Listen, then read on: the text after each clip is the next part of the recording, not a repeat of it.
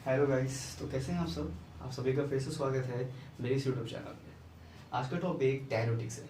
Diabetics का stand for what, ठीक है। डायबिटिक्स क्या कहता है, तो डायबिटिक्स में अगर आप देखोगे टर्म, देखो मैंने हर चीज़ में देखा है कि टर्म में ही उसका डिफाइन करता है और आप भी जानते हो। तो dilute the urine is diabetics, ठीक है।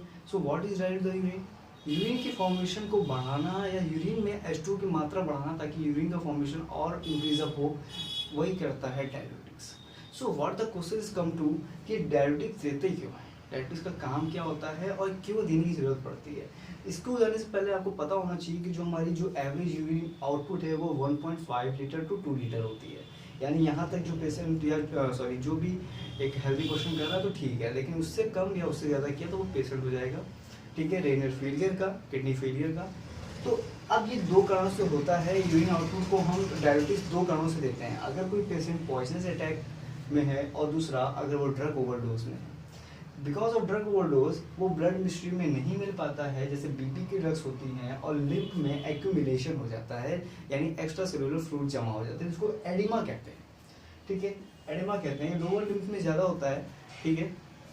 इसके कारण से हम क्या करते हैं, अब हम डायबिटीज दे देंगे तो ये जो एडिमा है, जिस एक्स्ट्रा सेलुलर फ्लूइड, ये हमारे यूरिन के थ्रू निकल जाएगा और हमारा एडिमा ट्रीट हो जाएगा, है ना। तो ये दो केसेस में हम इसको देते हैं। अब हम बेसिक नॉलेज की बात करें अगर, तो सबसे पहले क्वेश्चन ये आता है कि डायबिटीज कैसे काम करता है यूरिन के लिए, कैसे यूरिन की इंक्रीज कर देता है, कैसे यूरिन के आउटपुट को इस तरह से ला देता है, बढ़ा देता है। देखिए मैंने यहाँ 3 मारा है, इसका मतलब बढ़ाना है, 1.5 लीटर से बढ़ाना है, ठीक है।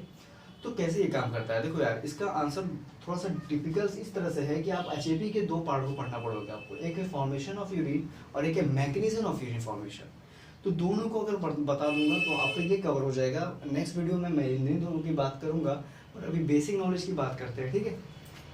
जो हमारा किडनी होता है यही काम करता है हमारे ब्लड को फिल्टर करने का, और ब्लड के फिल्टर से ही हमारा यूरिन फॉर्मेशन होता है ना, नई बात कोई, ठीक है।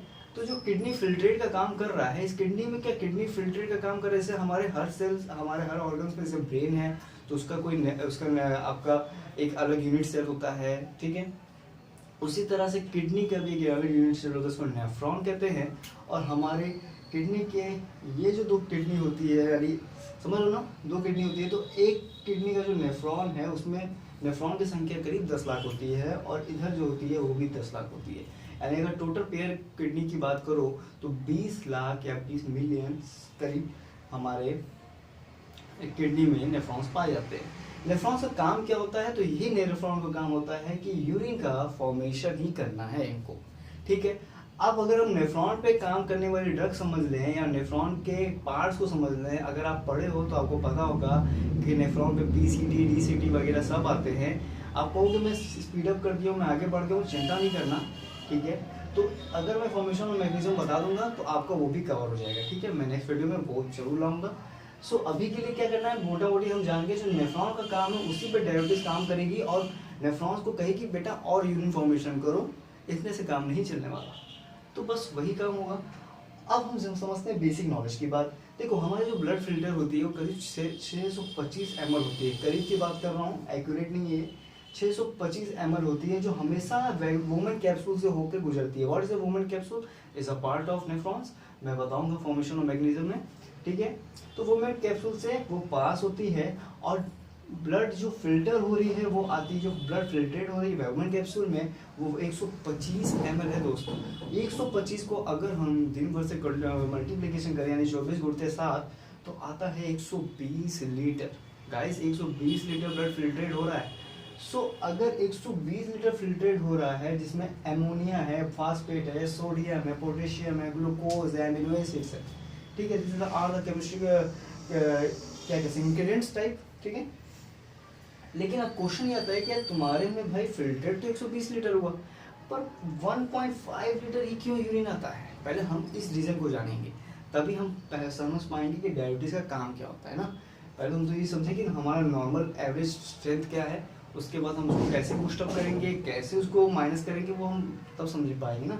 तो वही चीज़ है कि 120 लीटर हमारा जब हमारा फिल्ट्रेट बनता है, ब्लड फिल्ट्रेट बनता है, तो उसमें से यूरिन से 1.5 लीटर कैसे आता है। दो प्रोसेस यहाँ पे बहुत इंपॉर्टेंट है दोस्त।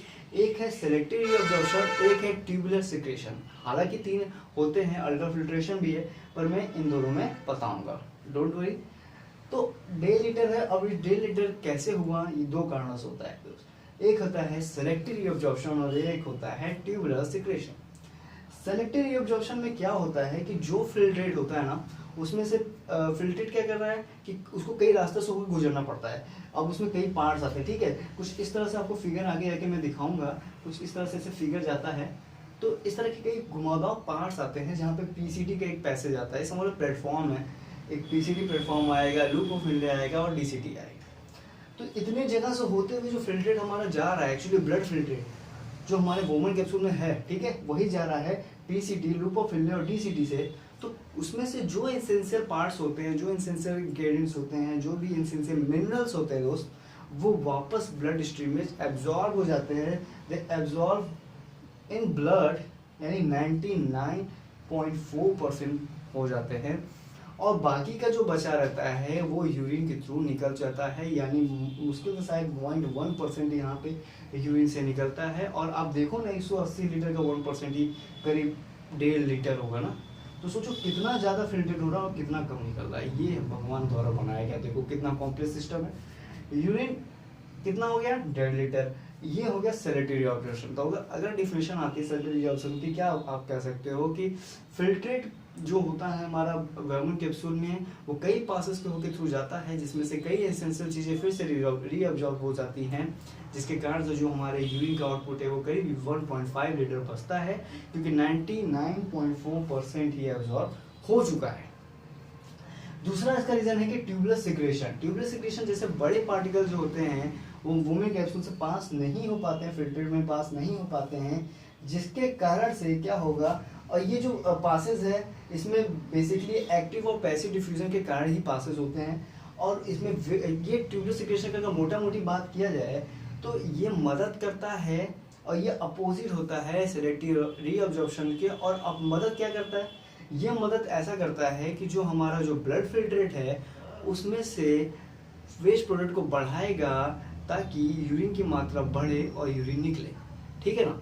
तो ट्यूबुलर सिक्रेशन का काम भी यही होता है। और मैंने कुछ पॉइंट्स यहाँ पे ये लिखे हैं कि कैसे ब्लड में से अमोनिया और H+ ट्यूबुलर फ्लूइड में जाता है, ताकि ब्लड से यूरिन की फॉर्मेशन ज़्यादा हो जाए, इंक्रीज अप हो जाए, है ना। ठीक है, तो दोस्त ये है। और बाकी मैंने टिपिकल पीएच बताया है कि 6.0 होता है, पर जो आइडियल पीएच होना चाहिए यूरिन का वो 7.35 to 7.45 होता है। ठीक है, यूरिन में क्या क्या होते हैं, H2O, sodium, potassium, calcium, glucose, amino acids, ठीक है। सो अब नेक्स्ट वीडियो में हम बात करेंगे पहले यूरिन के एक कुछ पार्ट्स के बारे में, लाइक यूरिन का एक नेचर जानेंगे, यूरिन का ऑर्डर क्या है, ठीक है, ये सब जानेंगे। उसके बाद जस्ट हम HAP के पार्ट्स में कूदेंगे और HAP भी पढ़ डालेंगे, ठीक है।